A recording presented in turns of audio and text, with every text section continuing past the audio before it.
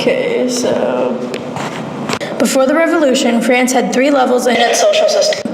The first estate, the clergy; the second estate, the nobility; the third estate, commoners. When the Revolution opened, there were groups. In pre-revolutionary Paris, the streets were narrow and barricaded. During times of conflict, people would block and make the streets of Paris a maze. During the period known as the Second Empire, Napoleon III ruled France.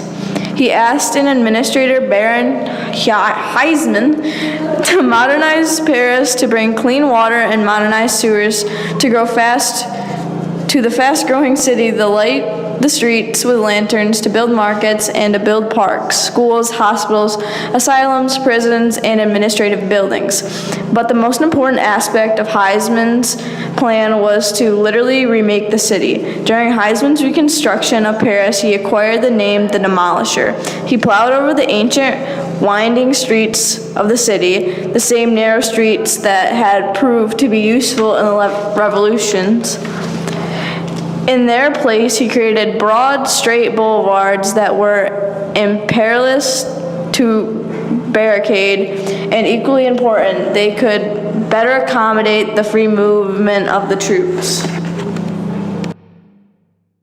Revolutionary government varies from modern Paris government. Pre-revolutionary government was ruled by a king. By the graces of God, he was appointed.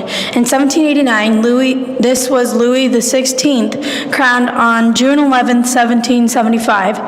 Then there were 3 groups of society called estates. The first estate is called the clergy. 130,000 people owned a tenth of the land.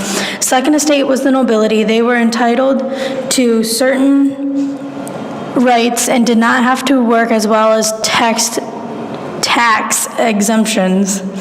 Third estate was the peasants, most of whom lived in poverty. They made up almost all of Paris's population, but they owned 25% of the land. Now the social structure has changed dramatically. They have a king, queen, and royal family, but they have no play in the actual government of Paris, France. They have 3 branches of government, first being the executive branch, the president, Emmanuel Macron. He is voted into the presidency, just like done in the United States. Next branch is the legislative branch. This is the French Parliament, which is made up of 2 chambers, one being the Assemblée Nationale, or National Assembly, the other the Senate. Lastly, the judicial branch, which contains the